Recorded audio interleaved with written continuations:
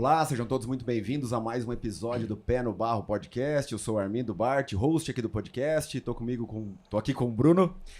Buenas, pessoal, vamos para mais um. Hoje o episódio tá muito especial mesmo. Tenho certeza que vocês vão gostar, já viram aí quem tá com a gente. Mas só antes da gente passar pro nosso convidado, vou falar um pouquinho dos nossos apoiadores que ajudam a esse podcast a acontecer, principalmente aqui em Gramado, que a gente tá tá brincando, que é a nossa temporada de inverno, direto do Mosaico do Agronegócio.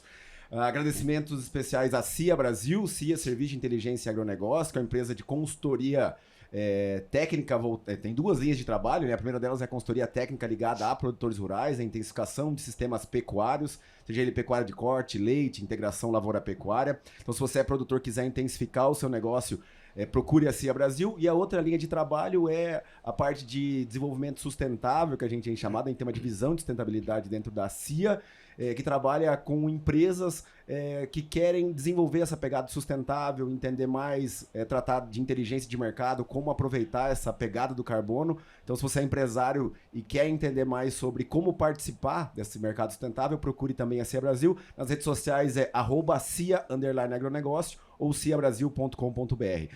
Nosso outro parceiro é a Puro Trato Nutrição Animal. Puro Trato é uma empresa gaúcha que está há mais de 25 anos no mercado, preza muito pela qualidade de seus produtos. São mais de 150 produtos para diferentes espécies, então se você quiser potencializar a sua produção animal, a nutrição dos seus animais, procure a Puro Trato. No Instagram é @purotrato nutrição animal, sem um acento e cedilha, ou purotrato.com.br. Outro parceiro é a ZT Sementes. ZT Sementes é uma empresa que já vem há 3 gerações no agro, prezando por produção de sementes de soja, milho, trigo e aveia. Também cuida muito da qualidade, de selecionar todas as sementes para que os produtores possam ter segurança na hora de implementar suas lavouras e buscando cada vez mais produtividades. E para fechar, a FarmCont. FarmCont é a plataforma de contabilidade rural mais completa do mercado. Fez todo um processo de digitalização, facilitando o trabalho dos contadores. É uma plataforma voltada para contadores. São mais de 2.500 clientes em todo o Brasil. Então, se você é contador, quiser tornar o seu negócio muito mais facilitado, digital, simples, procure a FarmCont. No Instagram é @FarmContBR ou também farmcont.com.br. Se você é empresário, tem a sua empresa, quiser colar sua marca com a gente, entre em contato também através das nossas redes sociais, @Pé no Barro Podcast. E se você está assistindo esse conteúdo, gostar, não esquece de curtir aí, também ativar o sininho de notificações, compartilhar esse conteúdo com quem você quiser, você que estiver nos assistindo no YouTube e também pelo Spotify, curte e compartilhe o nosso conteúdo. Beleza? Bruno? Ótimo, vamos lá, vai ser uma conversa excelente. Muito obrigado aí por aceitar o convite, pela generosidade. Hoje a gente está com o Doutor Agro, né? Marco Fava Neves, essa sumidade do agronegócio brasileiro. Obrigado, fique à vontade. É um prazer estar colocando o pé no barro aqui com vocês. E esse coloca o pé no barro. Esse coloca o pé no barro, porque se olhar, acompanhar a rede social ali, um dia está em Minas, um outro no Rio Grande do Sul, está em São Paulo, está rodando, tá sempre no trecho. É isso aí, né? Acompanhando, muita sorte de poder ser convidado para estar nos lugares do Brasil. Então, hoje aqui em Gramado, ontem estava lá em Goiânia, e participar de eventos do agro é como se fosse autoajuda, né? As pessoas estão felizes, estão vendo as coisas acontecerem, estão vendo um crescimento que lamentavelmente as outras áreas do Brasil não acompanham. Se todo o nosso país tivesse o crescimento que o agro tem, né, o setor industrial de serviços, hoje nós estávamos com um padrão europeu aqui. Então, tá perto dessas pessoas que estão fazendo acontecer e que eu costumo dizer que hoje jogam na Champions League do mundo, é muito legal, né? Uma convivência que só engrandece. Aonde a gente vai, são novas pessoas que você conhece, são amigos que você faz, são empresas que você conhece, são histórias que te contam, que você acaba multiplicando isso nas salas de aula, depois em outros eventos que nós estamos. Então, a gente meio que está sendo um missionário da boa informação, levando o que a gente aprende em todos os lugares, né? Só, eu sei que dispensa muitas vezes apresentações, né? Mas só falar rapidinho sobre o currículo do Marcos Fava Neves. É graduado em agronomia, né? Engenharia agronômica pela Exalc na USP, mestre, doutor em administração. Tem pós-graduado em agronegócios europeus, também é um dos cientistas brasileiros mais citados mundialmente, fundador e acionista de mais de 5 empresas, 3 startups, tem mais de 80 livros publicados, centenas de palestras, mais de 900 artigos, mais de 1.500 palestras em mais de 22 países. É um currículo espetacular mesmo. Obrigado mesmo por conseguir esse tempinho e estar com a gente aqui. Tudo porque me convidam, né? Não foi nada por conta própria. Relevância gigante. E como que é levar essa missão, né?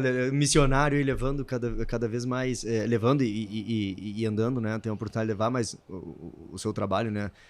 Mostrando os números, né? Mostrando para nós, para quem é do agro, o tamanho, né? A importância do Brasil no cenário, o agro no Brasil e a importância do Brasil no cenário mundial, né? Então, o nosso país tem dado uma contribuição muito bonita para o planeta, que é ajudar a reduzir o problema da crise alimentar, o problema da fome, do acesso das pessoas aos bens básicos que elas precisam para sobreviver, né, que é a sua manutenção pessoal. E o Brasil, com essa expansão, feita muitas vezes com uma tomada de risco brutal pelo nosso produtor rural, ele tem contribuído de uma forma incrível para o planeta.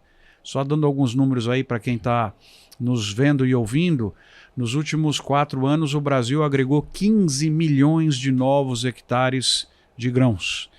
Nós estamos colocando no planeta, nessa safra, 70 milhões de toneladas de grãos a mais do que há 4 anos.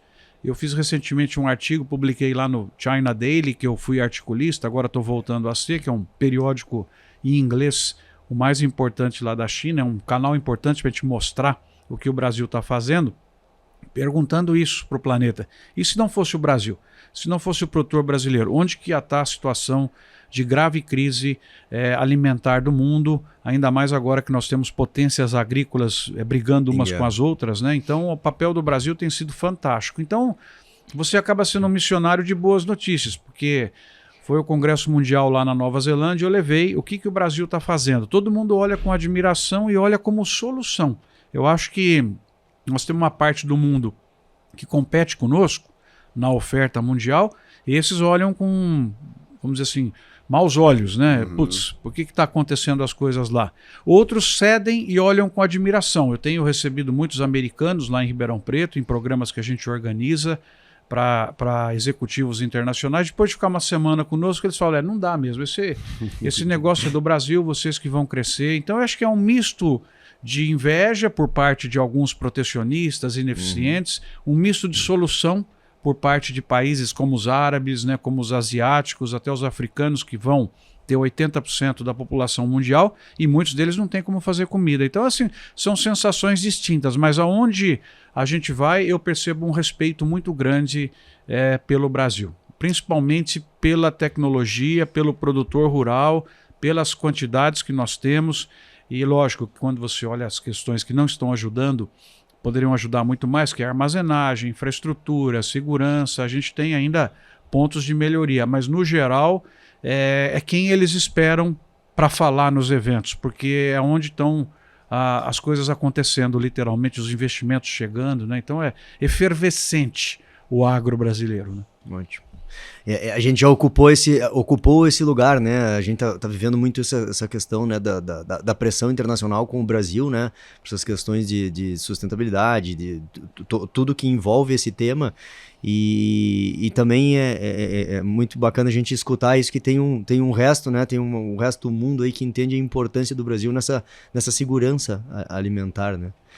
Aí você tocou um ponto muito importante, que foi a questão da sustentabilidade, porque você tem uma parte do planeta que quer comida disponível e comida a bons preços. Essa não está muito preocupada com muita coisa. Você tem uma parte nos mercados mais exigentes que são muito preocupados com a questão de que isso tem que ser feito, e eu também acho, de uma forma permanecer fazendo, ou seja, os recursos poderem ser usados, vamos dizer assim, para sempre.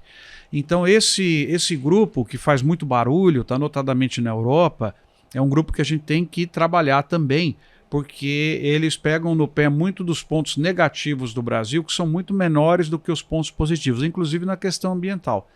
O Brasil tem provavelmente entre os grandes e médios a agricultura mais ambiental do mundo, com todos os indicadores que vocês estão cansados de falar aqui no programa, e as pessoas já falaram, que é índice de áreas preservadas, porcentagem de uso de biocombustíveis, a presença do Código Florestal, bioinsumos, tecnologias, emissões de carbono per capita no Brasil, que são muito baixas quando comparadas ao mundo, né? Integração lavoura, pecuária, floresta, enfim, a matriz energética nossa é uma das mais limpas do mundo. Nós temos um monte de critérios ambientais que são muito favoráveis para a agricultura brasileira. E nós temos um que não é bom, que é a questão do desmatamento ilegal, que é uma atividade, como o próprio nome diz, criminosa, que a gente tem dificuldade de combater e que, na verdade, é a que mais aparece lá fora. Então é como se o Brasil tivesse numa partida aqui contra uma mescla, a seleção da União Europeia, a gente ganhasse o jogo de 8-1, mas lá na Europa vai passar só o gol que a União Europeia fez. Esse é o ponto que a gente precisa trabalhar. E isso tá mais ligado a realmente ao protecionismo mesmo deles, de ditar regra? Por que eles olham bem essa parte? Ou é pressão do consumidor? O que tá é uma pergunta muito legal a sua e de difícil resposta. Uma parte é protecionista, a outra parte era política. Principalmente porque o Brasil ficou um tempo com um governo de direita e parte da mídia, parte das ONGs, elas têm pavor de governos de direita. Então, tudo que podia agredir o Brasil foi o período onde as notícias piores nossas saíram, foi nesse período, porque eu, como um jornalista internacional, vou dar mais atenção a algo negativo do Brasil se eu não gosto da gestão do Brasil, do modelo que está acontecendo. Tanto que nós, em indicadores ambientais, pioramos um pouco agora e não vimos nada na mídia. Então, isso é outro ponto. Então, tem protecionismo, tem questão política, tem a questão de interesses, muitas vezes pessoais, de defesa de negócios, de ONGs e outras coisas mais que precisam de financiamento. É um universo muito complexo. Quem trabalhou bem isso, e eu recomendo às pessoas que estão vendo aqui o nosso programa assistirem, ele deu agora uma entrevista, o Aldo Rebelo, que é um dos principais, apesar dele ser do PCdoB, né, na época, comunista, ele foi uma das pessoas que mais contribuiu para o Brasil ter o Código Florestal, que é um ponto fortíssimo da nossa agricultura. Então eu recomendo no YouTube que vocês assistam. Na CPI, né? Agora na CPI, mas fantástico. Ele uma pessoa de muita experiência, que está na Amazônia toda hora, porque muita gente fala da Amazônia sem nunca ter ido lá, né? Lá dos escritórios de Londres, de Bruxelas, é fácil você recomendar ações, né? E ele é uma pessoa que vai. Então vale a pena, porque ele discrimina bem o que são os tipos de ONGs hoje existentes. Tem muita gente boa com a qual, inclusive, a gente trabalha. Agora tem muito interesse que não é o mais republicano também em alguns desses grupos, né? E eles atuam muito contra o Brasil, até para o próprio financiamento deles, né? Claro. E esse é um jogo que não tem fim. É um campeonato que não acaba, porque isso a gente vai ter que seguir investindo nessa comunicação, em saber lidar com essas pessoas, com essas outras opiniões, vamos dizer assim. Então e talvez o jogo bélico, né? A gente passou por um período brigando, né? E agora parece que a gente está começando a ajustar essa comunicação para mostrar o que tem de bom, né? É muito importante. O governo atual errou muito no começo também, com declarações equivocadas dos ministros, do próprio presidente. Eu tenho percebido, espero que eu esteja correto, nos últimos 60 dias para cá, uma virada no sentido de ir lá para a Europa e criticar a Europa contra o Brasil, né? E elogiar recentemente o ministro da Economia, elogiando a agricultura brasileira, mostrando a noção de que ela é importantíssima para o orçamento público, para poder fazer as coisas acontecer. Então está melhorando um pouco, mas como você falou, é uma questão diária. E não é pelo conflito, não é pela briga, não é por falar alto. A vitória se dá com a matemática. A matemática está do lado do agro brasileiro. Então você tem que pegar os números e mostrar. Quando alguém fala assim, mas eu não me aproveito da exportação de soja, você tem que mostrar quanto que a cadeia contribui com tributos para o Brasil. A soja não tem de cabeça, mas a pecuária são 100 bilhões de reais. Esses 100 bilhões de reais que entram no orçamento público vai para onde? Escola, segurança, estrada, né, saúde, isso. Então eu ganho com a pecuária? Lógico que eu ganho, porque sem a atividade exportadora, sem a produção, não ia ter esse orçamento que vai para o Estado promover a melhoria. Um frigorífico emprega 700 pessoas, que vão ter um salário médio lá de 5, 6 mil reais. Então são 2.800 pessoas, se pegar uma família, que vivem a partir daquele frigorífico que tem na cidade. Isso aí vai ser gasto na pizzaria, vai ser gasto na academia de ginástica, no escritório de contabilidade, com o advogado, né, com a construção de casa, com o arquiteto. Então, muitas vezes eu percebo que a pessoa faz a crítica sem entender que sem a geração de renda não tem distribuição de renda sustentável. Você tem que gerar para poder distribuir.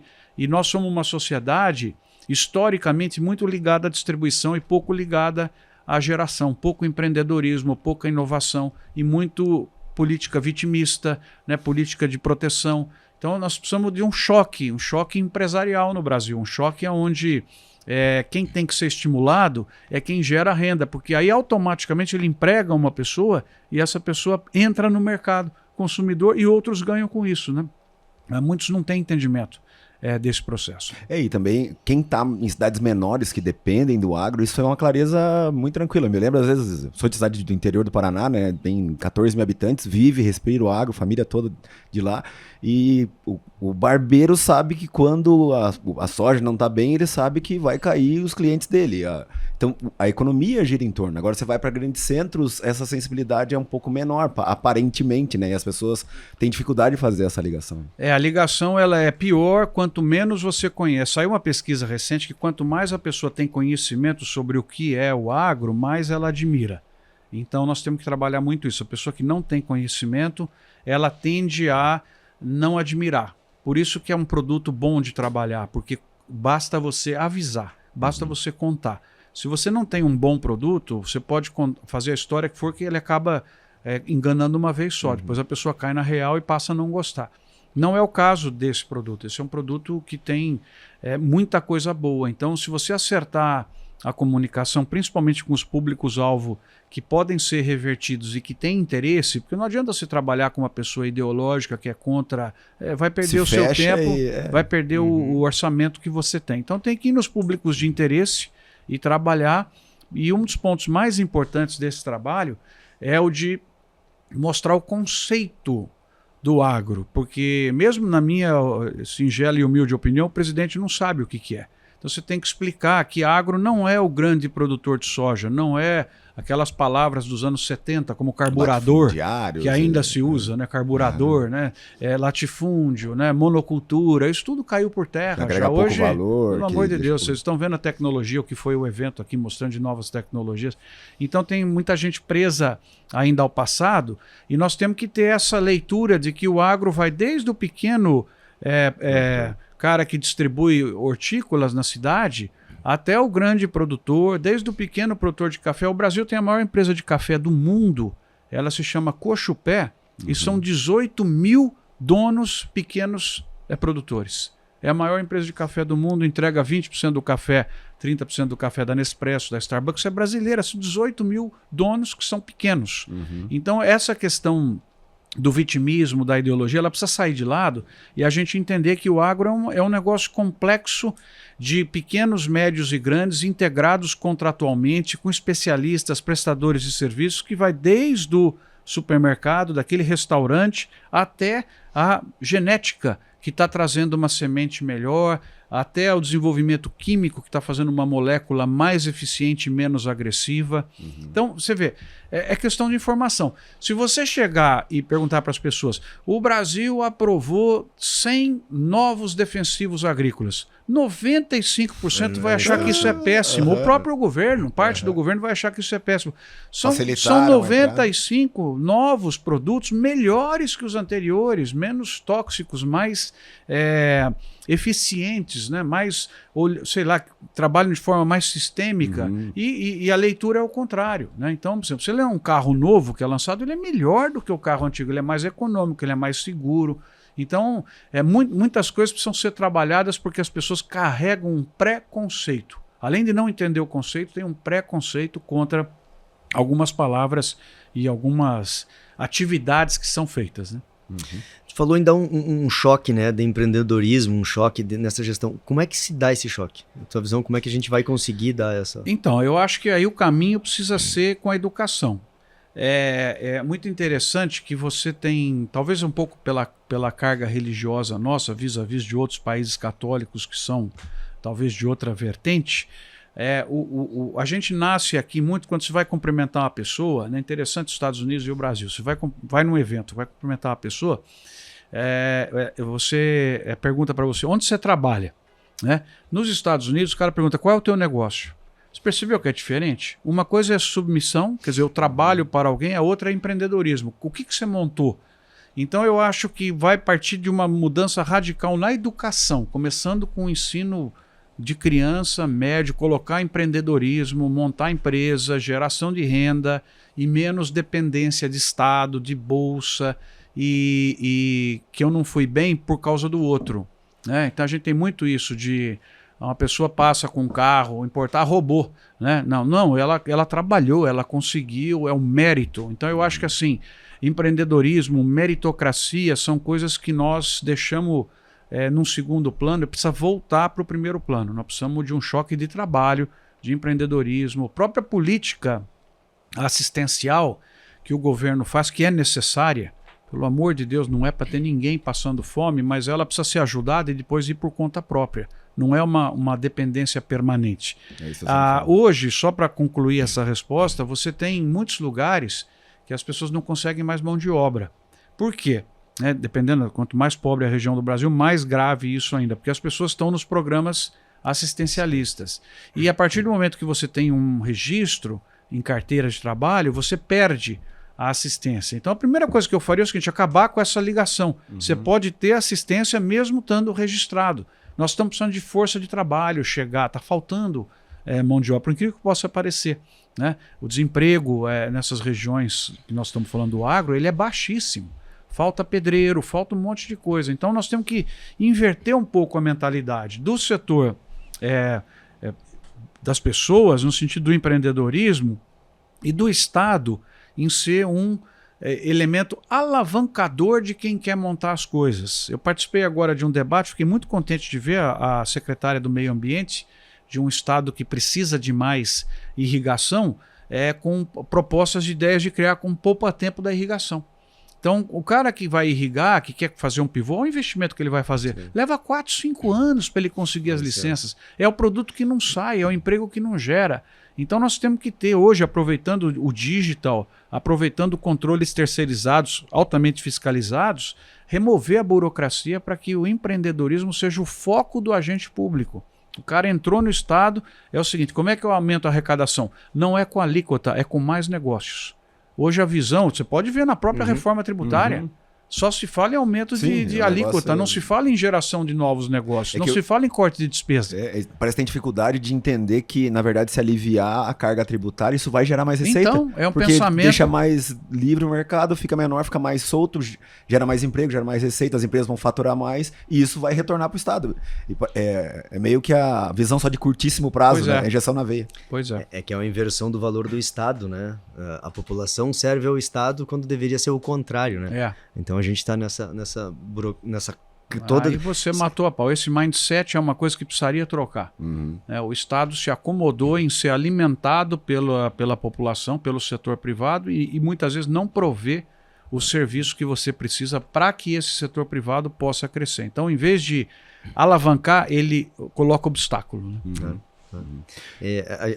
Eu acho que tem uma parte dessa virada, né, do empreendedorismo, essa questão do americano para o brasileiro, e o agro fez muito isso, né? O agro sempre chorou, como a gente diz, né? O produtor sempre chorando, sempre escondendo, não mostrando dinheiro, era sempre vendendo aquela imagem de ser pobre, de ser coitado, né? E de uns anos para cá a gente mudou, né? Vem virando isso, né? O dinheiro realmente está, na sua grande maioria, no agronegócio. E isso começou a inverter esse papel, obviamente que tem quem não goste, né? Mas inverteu isso, a gente começa a ver também esse fluxo, né, das gerações dos filhos voltando para o negócio, porque ele começa a voltar porque ele vê que aquilo é legal. Aquele lugar lá tem dinheiro, ele consegue ter uma vida boa, então tem um pouco disso aí também, essa virada de se aceitar, né? Além do jovem voltar, outro ponto que vale a pena a gente destacar aqui no programa de vocês é a ideia de como as mídias sociais aproximaram o elo comprador do elo vendedor, o elo consumidor do elo produtor. Então você hoje consegue no supermercado identificar qual produtor que produziu. Eu sou professor de administração, né? Quando eu comecei lá em 95, 96, você tinha no marketing, né? Tem os 4 P's, né? Você tem o produto, tem o preço, tem a promoção e o ponto de venda, né? Então era assim, para você conseguir montar um negócio, gerar um café, gerar um azeite, alguma coisa que você quer produzir aqui no Rio Grande do Sul, mesmo o caso do vinho, depois eu vou fechar com esse. Você tem que contratar vendedor, você tem que colocar o seu produto no supermercado, que vai te cobrar uma taxa de entrada extremamente alta, vai ficar com uma margem alta. E aí, o que você observa nos últimos 15, 10 anos, e particularmente depois da pandemia? Você rompeu essa história e hoje você basta ter um espaço legal no Instagram e um WhatsApp, e é assim que eu recebo o vinho do Rio Grande do Sul na minha casa. Não passa por loja mais, não passa por vendedor. É direto das vinícolas aqui, eu recebo a oferta, eu mando o Pix, eu recebo por uma transportadora na minha casa. Você percebeu a revolução que é isso? Sim. Democratiza. Você pode hoje ter que nem todo dia pela manhã eu vou tomar um expresso na minha casa, eu tenho a maior empresa do mundo, a Cápsula, e eu tenho uma cápsula de uma empresa que é de pequenos empreendedores que não têm ativos. A torrefação é terceirizada, a produção de café é terceirizada, o encapsulamento é terceirizado e a gente faz parte de um clube de compra. Então você recebe mensalmente 30 cápsulas, eles nem têm custo comercial, está no automático. Então você percebeu como qualquer um hoje, de forma criativa, as barreiras foram reduzidas para você poder entrar no mercado. Isso ninguém fala, né? É uma coisa impressionante como democratizou. Isso facilita o empreendedorismo. Até ligando a outra questão. Precisamos empreender. Hoje a barreira é menor. O crédito é difícil, tem muita coisa, mas comercialmente basta uma mídia social bem feita, o Pix e uma distribuidora, que hoje o Brasil chegou no nível internacional. Lembra, antes o transportador era o caos, né? Depois da pandemia, hoje as coisas chegam. Né? E incrível como mudou isso. Então, além do ponto que você comentou, acho que esse vale a pena destacar também. O agro hoje, ele está muito fácil de se comunicar. Você vê, tem produtores rurais com milhares de seguidores. Né? Tem gente que posta um negócio, 100 mil pessoas que vêm, né? 150 mil fazendas, mostrando, contando o dia a dia. Olha que bonito. Você pode passar horas se divertindo vendo produtores rurais, né? Sim. E quando a gente olha um pouco para desafios dos produtores, o cara trabalha muito números também, custo de produção, perspectiva, mercado, o que a gente pode dizer para os produtores para os próximos anos que vem? Porque a gente veio de anos bons de subida de preço, tudo, só que os custos acompanharam e agora a gente está passando por um momento de queda, de ajuste. Então, muita gente está reclamando do alto custo de produção, travaram muitas vezes lá atrás a compra dos insumos, agora os preços caíram. O que a gente pode dizer um pouco para frente? A gente deu muita sorte nesse período, né? Porque o Brasil foi expandindo e o mercado foi mantendo o preço alto. Nós tivemos 2 grandes amigos nos últimos 3, 4 anos que estão dando um tchau para a gente, que foi o alto preço em dólar das commodities, né? Soja, milho, principalmente o trigo e o câmbio. Esses 2 amigos ajudaram muito a agricultura brasileira nos últimos anos. O câmbio está dando uma despedida, né? Está vindo um pouco para mais perto de 4,5, que é o que eu acho onde ele deveria estar hoje. E os preços também reduziram. Ainda estão bons, estão muito bons ainda. Então nós fomos dando sorte. É a situação da Ucrânia, depois teve a seca, depois teve não sei o quê. Agora pode ser que dê sorte de novo do clima nos Estados Unidos não ser tão bom e a gente continuar. Mas o melhor é o ponto que vocês comentaram. Assustou a explosão de custo de produção que nós tivemos em todas as áreas. Arrendamento, fertilizantes, defensivos, né, mão de obra, maquinário. Nós vivemos um desajuste muito grande. Ainda bem que isso está cedendo. Então, agora ainda não. Mas na próxima safra, a safra que começa o plantio em setembro, outubro, o produtor já aguenta um preço menor porque ele está tendo um custo de produção bem menor. Isso quem postergou a compra de insumos. Quem já comprou vai continuar alto ainda, vai ter que esperar mais um ano. Então, assim, o recado agora, nesse período, eu acho que é o seguinte, para quem tem soja, eu venderia um pouco, porque a única variável que interfere até setembro é o clima nos Estados Unidos, depois tem que ver quanto que o Brasil vai plantar. Eu acho que o Brasil vai seguir expandindo, porque muita gente ganhou muito dinheiro e está com a esperança de que vai ter menos soja, que portanto o preço vai subir. Eu acho que nós vamos seguir expandindo. E quem tem milho é mais complicado de olhar, porque nesse momento a Ucrânia interfere a produtividade da nossa segunda safra e interfere também o clima nos Estados Unidos. Então é um pouco mais complexo de olhar. Mas eu sou aquela pessoa que, se tem resultado, eu gosto de já trazer para casa. Eu sou mais conservador. Então eu acho que o produtor que está nos ouvindo, se ele tem lá a conta dele, do custo já da próxima safra, se já está dando uma margem para ele, traz para casa, não vai deixar 100% solto. Exposto. Principalmente aquilo que é dívida, se já garante, já paga.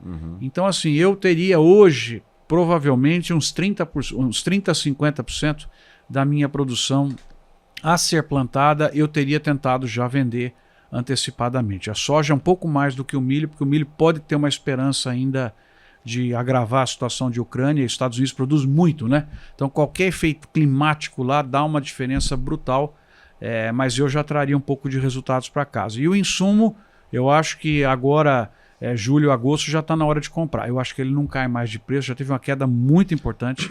Então essa seria a minha dica agora para os produtores que estão nos ouvindo aí. É uma coisa só interessante de observar, porque a gente sempre, os produtores têm aquela coisa assim, não, o preço tem que estar muito alto, tem que estar muito alto. E deu para sentir que não é exatamente isso, né? Quando o preço está muito alto, se os custos acompanham, precisa de muito mais dinheiro, o teu risco fica maior e nem sempre é o melhor negócio. Então, eu interessante, esse movimento foi interessante também da gente enxergar. Acaba dando uma inflação no agro, né? Porque as coisas inflacionam também, o arrendamento sobe, tá com mais dinheiro, o valor da terra compra mais máquina, então o drive é o valor da commodity. O arrendamento foi um absurdo que aconteceu nesses anos. Eu sei que tem produtor dono de terra aí agora que hoje está sossegado porque está arrendando, não vai gostar de mim, mas não pode pagar tudo isso que foi pago, não. 20 sacas de soja por hectare, isso não é um rendimento muito alto para um intervalo de tempo pequeno, não cabe na atividade. Coube nos últimos anos, mas não vai caber. E tu fica dependendo da segunda safra, para ser a segunda safra que geralmente é arriscada, para daí conseguir fazer a volta. E é um negócio. Aí tu tenta, às vezes, colocar uma safra, a primeira safra, que é a grande, a soja, num risco grande, plantando muito cedo, para depois a segunda safra de milho ser realmente o lucro. E aí, no fim, acaba não fazendo as duas, né? Eu acho que assim, o arrendamento vai cair, mas o preço da terra não vai cair. Porque muita gente ganhou muito dinheiro na agricultura e as oportunidades colocadas vão ser compradas. Então, mas o arrendamento precisa e os insumos também, nós já tivemos bons sinais, né? E aí tem uma coisa também que agora vão perder parte da audiência com o que eu vou falar aqui, né? O produtor vai ficar bravo comigo, mas preço muito bom não é bom. Como é que pode um professor falar isso, né? O preço muito bom, ele causa disrupções, ele causa atrações de investimentos que depois a conta aparece. Então o ideal é ficar um preço que permita lucro razoável para o produtor brasileiro, mas que não estimule expansão em outros lugares. Então pega, por exemplo, agora o açúcar está excelente o preço, vai pagar mais adiante. Por quê? Investimento que não ia ter, vai ter, aparece, expande na África, expande no... E aí essa produção aparece e deprime o preço. Então o ideal seria fixar algo que desse um resultado para nós que somos os mais competitivos e a gente fosse construindo margem cada vez mais, não via preço, mas via redução de custo, com tecnologia, agricultura de metro quadrado, melhoria de infraestrutura, logística, armazenagem, irrigação, e cada vez mais a gente aguentasse com uma margem boa, um preço razoável. Esse para mim seria, se eu pudesse mexer na estratégia, era essa daí. Só que a gente não controla clima, né? Não controla um monte de coisa, agricultura, fábrica, céu aberto, né? E quando a gente olha o Brasil, essa expansão vai continuar acontecendo, né? Porque a gente ainda tem área, todo ano vem se colocando área. Nenhum de área. Você vê a pecuária tem 150 milhões de hectares, ela pode ceder 30 tranquilamente para a agricultura, 40. E seguir ainda muito sem bem. Derrubar um arbusto sequer, né? Então é muita chance de crescimento, por isso que eu tenho visto, apesar da gente não ter melhorado muito em termos institucionais, econômicos, ambiente de negócios e tal, mas o mundo está olhando para o Brasil com outros olhos pela segurança hoje, de ser a plataforma. Você vai investir no Brasil, você já conhece o Brasil, né? O Brasil troca de governo, vai para outro governo, a coisa continua andando. Você tem lugares hoje com risco democrático, lugares com risco nuclear, lugares com riscos tribais. Então, hoje, quando você conversa com empresários internacionais, você vê a vontade deles de olhar o Brasil com mais carinho, né? Eu tive com japoneses agora essa semana, todo mundo aqui olhando aonde entrar. Então, eu acho que assim, se a gente não fizer bobagem, se o governo conseguir ajudar, nós vamos ter aí 10, 15 anos de grande volume de investimentos, abrindo oportunidade para muitas pessoas, né? E dinheiro que vem para infraestrutura, para estrada, para o que a gente precisa. Sim, infraestrutura, armazenagem, irrigação. novas tecnologias, né, bioinsumos que eu adoro muito, tenho acompanhado de perto a questão muito importante para o Rio Grande do Sul e para todo o Brasil, que é você buscar cada vez mais as energias renováveis nas fazendas. Lá no evento que eu participei na Nova Zelândia, tinha uma fazenda que se apresentou como combustível fóssil zero fossil fuel. Ela não usa nada de diesel, nada de gasolina, é só elétrico. As máquinas são elétricas, né? Ela cogera. Então, acho que esse ponto é muito importante. Fotovoltaica, pensar em projetos de biometano, usando resíduos da agricultura, da atividade agroindustrial e resíduos urbanos para você gerar gás, né? Biogás, biometano. Imagina que bacana você entrar numa fazenda e reduzir o custo de diesel dela, porque ela está usando biometano, e reduzir a conta de energia elétrica dela, porque tem fotovoltaica. Fora isso, você pode até comercializar carbono, né? Porque você ficou mais eficiente, né? Eu queria dar uma saidinha para o lado, assim, que é que o pessoal sempre tem muita curiosidade. Como é que é a tua rotina? Como é que é a tua... Nossa. Quer dizer, não tem... Como é que é essa vida aí? 2h30 de... Não, porque a gente vê fazendo tanta coisa. Viaja, dá palestra, produz conteúdo. Toda hora a gente vê, participa de programas de TV. É um negócio impressionante, assim. Não, mas melhorou muito. O período pós-pandemia foi muito ruim, porque desestruturou o setor aéreo, né? Tava uma tragédia. Preço, voo, atraso, operação. Agora tá, na minha opinião, voltou a funcionar bem.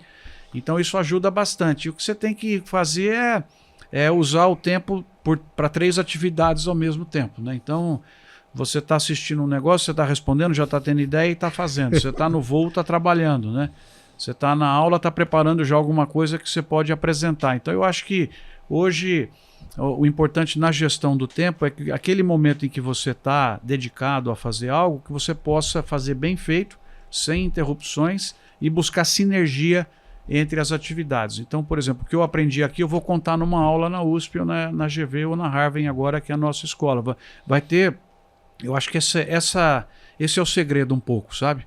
Você vai lá, ontem, por exemplo, eu estive lá com o pessoal da irrigação, já bolamos um material em conjunto que nós vamos fazer para ajudar a explicar o que é a irrigação, os impactos dela. Podia ter passado em branco, mas...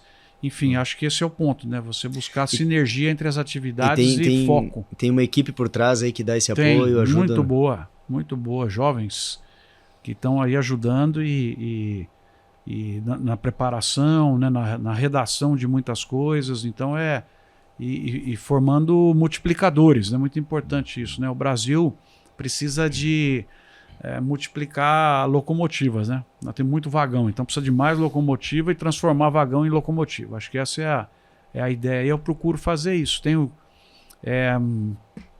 Acho que já está chegando em 2.000 administradores de empresas da USP e da GV que tiveram aula comigo. Então, 2.000 pessoas, né? Tá certo que alguns quebraram diversas empresas. Experiência. Mas a grande maioria é muito boa. Os que mataram a aula lá, que não foram, né? Não foram na aula. Eu costumo brincar com esses daí e falo, tudo bem, eu vou te passar, mas você não fala que foi meu aluno por aí. Por favor, não faz isso. Quanto do tempo hoje dá aula toda semana? Uma vez, como é que é? Normalmente as aulas são às segundas e terças, né? E aí quarta, quinta e sexta viajando e participando nos projetos, nos conselhos, nas palestras, e aí voltando para casa na sexta-feira à tarde, ficando o final de semana, e mais a segunda e terça que as aulas são lá, né? Então, um pouco isso daí, o que permite essa alegria que eu comecei o programa falando para vocês, que é cada semana você está num lugar do Brasil e você está operando, né? Isso é uma coisa que também os alunos valorizam muito, quando você está ensinando administração e você faz administração, né? Mesma coisa que você ter aula de cirurgia na medicina com um cirurgião. Exato. Esse é um ponto muito importante da gente casar as questões aí de... Com quem bota o pé no barro. Pé no barro é extremamente importante, né?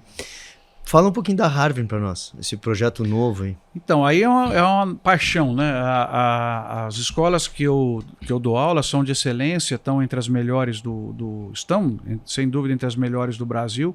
E aí a gente sentiu o espaço de criar algo extremamente de nicho para competir no agronegócio mundial. Então ela não vai competir aqui com as organizações que tem no Brasil, a Federal do Rio Grande do Sul, as que tem excelência, né? Inclusive agora a agronomia, acho que fez 125 anos, né, da Federal. Fez agora. Nossos parabéns aí, fantástico. A ideia foi criar um negócio de nicho para competir globalmente só no agronegócio. Então, nós vamos ter graduação em administração, engenharia de produção e direito voltado ao agro. Então, quem não quer trabalhar no agro, não é para ir lá. Porque todos os exemplos vão ser do agro, os estágios vão ser do agro, os cursos vão ser do agro, né? Os empresários do agro que vão dar aula. Então, foi criar um negócio assim, de mercado para mercado. A nossa ideologia é mercado. Mercado que manda, né? Quem manda é a demanda, é uma coisa que eu sempre falo. Então, nós vamos ter empresários de hoje formando os empresários de amanhã, num negócio bem pequenininho, sem atrapalhar ninguém, de excelência. Por enquanto, né? Não, e também porque, né? Se a gente tem no Brasil eu sou formado numa escola de engenharia agronômica top 5, né? Mas a gente não tem no Brasil o melhor ensino de agronegócios. Nós podemos ter de agronomia, né? De agronegócios nós não temos. Então, quem quer essa área vai para o exterior, vai gastar, e a gente acaba importando, né? Esses serviços dos Estados Unidos, da Holanda, da própria Nova Zelândia. Nós queremos inverter esse jogo. A gente quer exportar mensalidades escolares a partir do Brasil. Nós queremos que indianos, chineses, né, tailandeses, equatorianos, argentinos, todos possam, quer estudar nessa área, vem para cá e nós vamos exportar serviços também a partir do Brasil nessa área. Já fazemos isso, né? A Markstrat, que é a nossa empresa, já faz isso bastante. E agora a ideia foi separar a área de educação da nossa empresa. Ela ficou só com projetos de consultoria.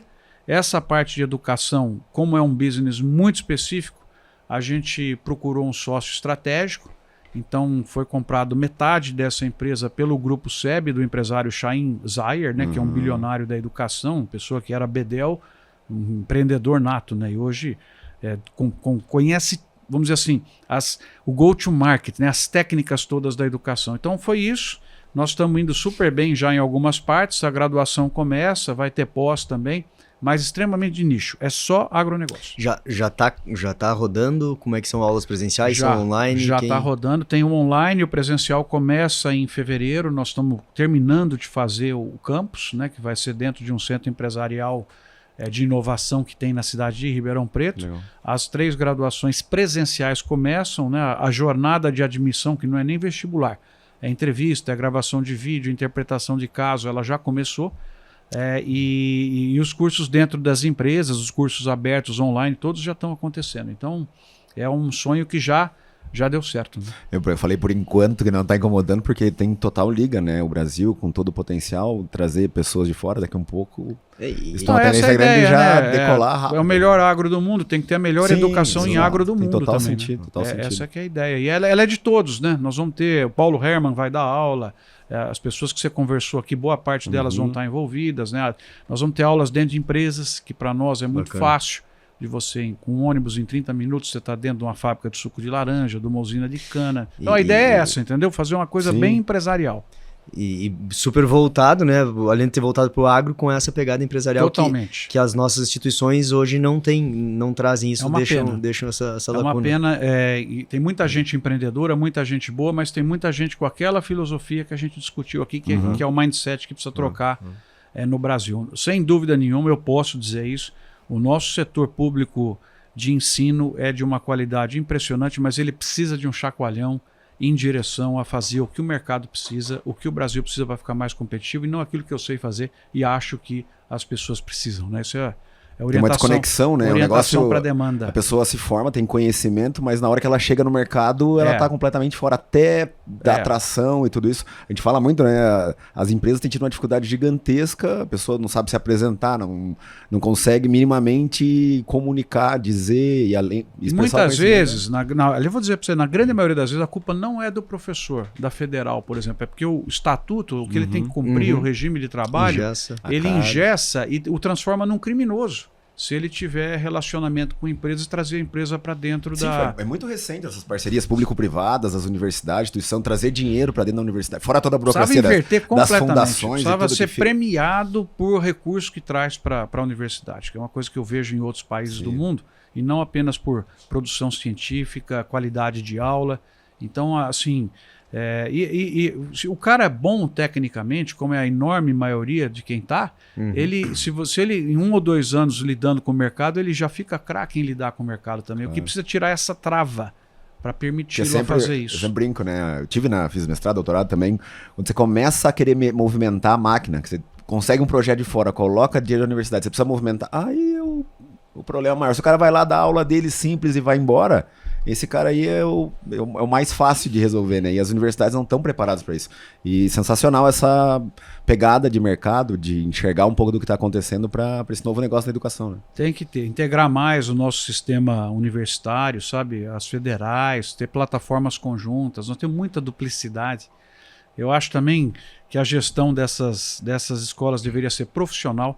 A gente não deixar o cientista fazer gestão, sabe? Contratar profissionais ciência, né? Remunerados, via licitação, via bonificação, sabe? Não é a questão, você vai perder o tempo de um cientista que podia estar numa empresa criando um negócio novo para ficar assinando papel de compra de produto, colocando em risco ali, inclusive a própria carreira dele. Tinha que dar uma boa mudada no sistema aí, sabe? E uma outra coisa que eu ia te perguntar em relação às novas gerações, a gente falei um pouquinho agora, mas a gente vê muitos professores, tem mais de 2.000 alunos aí que já passaram, vê muitos professores reclamando dessa nova geração, que é uma geração imediatista, só que, lógico, as turmas vão trocando e o professor segue o mesmo, né? Então isso, a gente vê um pouco dessa reclamação, um pouco. Como é que você enxerga esse público novo? Como é que você tem se inovado? Como é que tem... Todo ano eles têm a mesma idade e eu estou um ano mais velho. Impressionante. Eles não envelhecem, né? Todo ano é isso. Assim, o que a gente tem? Tem aquele documentário, né, do Dilema das Redes, eu acho que vale a pena todo mundo assistir aí, que mostra um pouco o que é hoje essa excessiva digitalização. Então, o que eu percebo hoje, nós somos culpados como pais também, eles querem muita colheita sem plantio. Assim, sabe, o resultado não é muito vindo do esforço. É porque alguém está facilitando tal. Então eu acho que precisa, o mesmo que eu falei para o Brasil, precisa para essa juventude que está aí. Eles precisam ter mais esforço, sabe? Eles estão entrando num trabalho, já quer perguntar se pode ser online, já está com um monte de restrições. Tem ar-condicionado?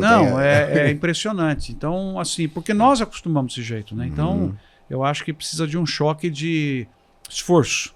E o resultado vem a partir do esforço. E acho que nós vamos precisar mexer um pouco nisso também.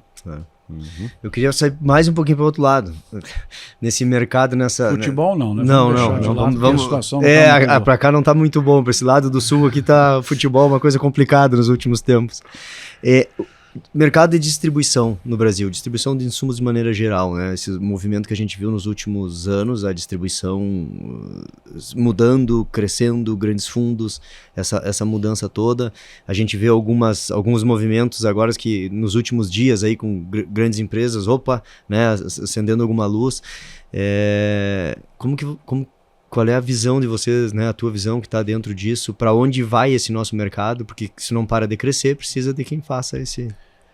O que eu acho, assim, porque aí tem um tema longo também. Né? Eu acho que nós vamos ter cada vez mais das empresas de insumos a venda direta e o tratamento direto com os produtores, porque a tecnologia permite isso hoje, muito mais fácil do que era no passado.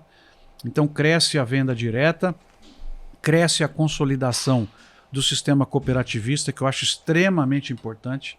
Eu adoro cooperativa bem gerenciada, então elas vão ter que também fazer um processo de consolidação e de redução de duplicidades que elas têm. Então eu acho que o elo cooperativista segue muito forte. E do lado das revendas, o que é que nós temos aí? Talvez é onde está mais efervescente o negócio, com entrada de fundos, né? Empresas chinesas comprando, canadenses e tal. Esse lado é um lado que também nós vamos ter uma consolidação muito grande. Lembrar que nos Estados Unidos são 5 empresas que têm tudo, né? Fazem tudo. E aqui no Brasil é extremamente ainda pulverizado. Mas o espaço, você perguntou, Marcos, e a revenda local? Ela continua competindo? Muito. Se ela tiver um bom atendimento, se ela for eficiente, confiança do produtor e tiver organizações de compra conjuntas de insumos com outras, ela tem pleno espaço no mercado também. E a gente observou com a entrada de algumas grandes, a dificuldade que é você consolidar o mercado, porque elas compraram muitas empresas com sistemas diferentes, com culturas diferentes, com pessoas diferentes. Elas montaram, na minha opinião, overheads muito altos e hoje elas estão tendo que fazer ajustes aí. Então, a agricultura não é fácil, não é um negócio, né, que você pode desperdiçar. Então, mas vão fazer os ajustes, vão permanecer aí. Acho que o cenário para esse setor é muito promissor também. Eu diria que, mas o jogo não é mais campeonato brasileiro, é Champions League. Quem quiser ficar vai ter que levantar um patamar aí, pequeno, médio ou grande, cooperativa, revenda ou venda direta das empresas também vai ter que ser num padrão Champions League, diferente daquele que a gente jogava. Né? Bacana. Tem muito mais assunto, eu já tava com outra pergunta aqui para começar. Nós temos que deixar ele aproveitar um pouco de Gramado, né? Também. Nós estamos gravando aqui final do Mosaico, né? A gente tava brincando da nossa temporada de inverno, que a gente mudou o estúdio para cá, então a gente tá encerrando hoje a bateria aí, né? Durante o Mosaico do Agronegócio, a gente gravou com muita gente. Então o pessoal agora também vai aproveitar aqui sexta-feira, que estamos gravando aí quase 2 horas da tarde, né? Então vamos liberar o professor. Mais uma vez, assim, só agradecer, é um exemplo para nós, né? Eu acompanho tudo aí pelas redes, né?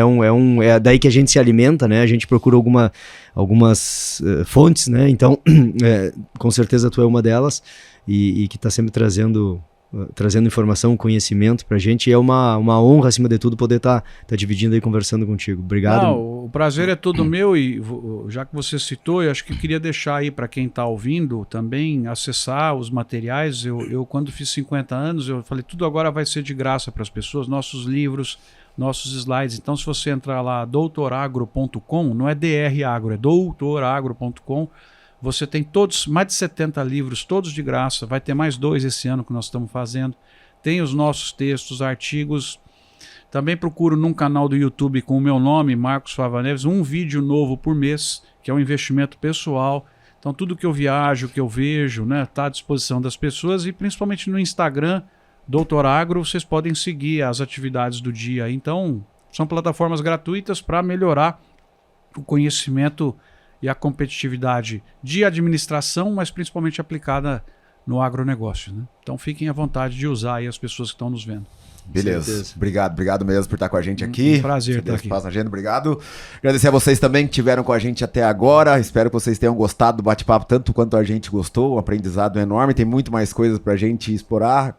Sigam, né, o professor Marcos nas redes sociais, e também agradecer aos nossos parceiros que fazem esse podcast acontecer, a CIA Brasil, a Puro Trato, a ZT Sementes e a Farm Conte. Muito obrigado mesmo. Se vocês quiserem colar a sua marca com a gente, entre em contato com a gente e nos sigam nas redes sociais, em todas as redes, @pé-no-barro-podcast. Aqui no YouTube a gente está no canal da CIA Brasil, tem a playlist ali com todos os vídeos e episódios dos podcasts que a gente já gravou, e também via Spotify vocês podem levar a gente, né, com o carro, nas viagens, por onde tiver, ou operando as máquinas.